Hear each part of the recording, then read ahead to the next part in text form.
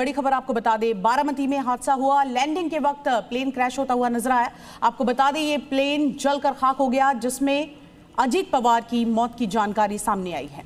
तो आज की सबसे ये दुखद खबर, सुबह जो खबर आई अजीत पवार की मौत हो गई और सभी 5 लोगों की मौत की सूचना है।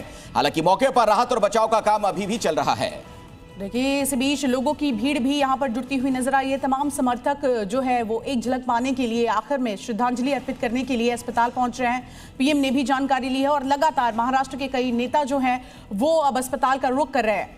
तो महाराष्ट्र की राजनीति के कद्दावर नेता अजीत पवार नहीं रहे। उन्होंने मुंबई से बारामती के लिए उड़ान भरी थी, लेकिन बारामती में उनका विमान हादसे का शिकार हो गया। इस बीच आपको बता दें, अजीत पवार का सियासी सफर बारामती से ही शुरू हुआ, बारामती में ही खत्म हो गया। और सबसे दिलचस्प बात यह कि उनकी पार्टी का निशान घड़ी है और उनके शव की पहचान उनके हाथ में पहनी हुई घड़ी से ही की गई।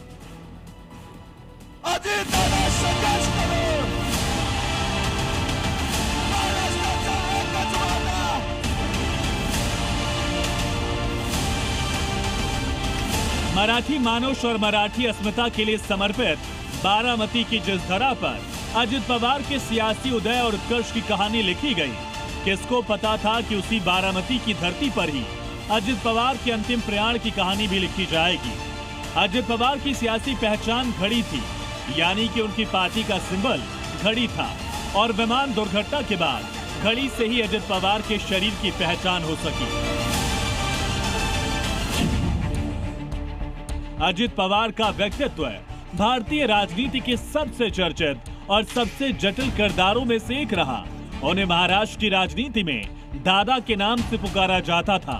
अजित पवार का व्यक्तित्व ही उन्हें अन्य नेताओं से अलग खड़ा करता था। अजित पवार अपनी बेबाकी और सख्त मिजाज के लिए मशहूर थे। वो मीठी बातों की बजाय सीधी और खरी खरी सुनाने वाले नेता थे। अजित पवार की छवि प्रशासनिक अफसरों में टास्क मास्टर की होती थी। अगर कोई काम समय पर नहीं होता था तो वो सबके सामने अफसरों को फटकारने से भी चूकते नहीं थे। अजित पवार बेबाक थे। यही बेबाकी कई बार विवाद की वजह भी बनती थी, मगर अजित पवार ने कभी विवादों की परवाह नहीं की। अजित पवार वक्त के पाबंद थे। वक्त की पाबंदगी के उनके किस्से महाराष्ट्र के सियासी गलियारों में अक्सर चर्चा का विषय बनते।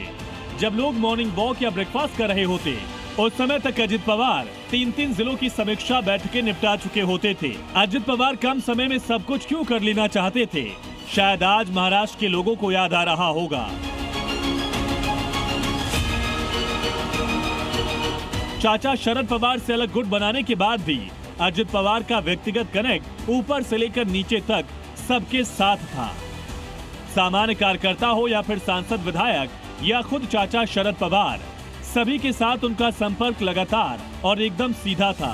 पुणे के बारामती की चमक के पीछे अजित पवार की मेहनत दमकती है। इसी बारामती पर अब अजित पवार की तस्वीर के आगे अमर ज्योति टिमटिमाती दिखेगी। अजित पवार चाचा शरद पवार के सबसे भरोसेमंद सियासी सूरमा थे, लेकिन जब सुप्रीमो बनने की महत्वाकांक्षा ने जोर मारा तो अपने मेंटोर के खिलाफ ही खड़े होने का जोखिम लेने से नहीं घबराए। 2019 में सुबह सुबह की शपथ हो या 2023 में अपने गुरु और चाचा शरद पवार के खिलाफ जाकर नई राह चुनना, अजित पवार के हिम्मती फैसले महाराष्ट्र की सियासत में हमेशा याद किए जाएंगे। उन्हें लगा कि बारामती के विकास की धारा को बनाए रखना है तो वो एनडीए में शामिल हो गए। ब्यूरो रिपोर्ट, जी मीडिया।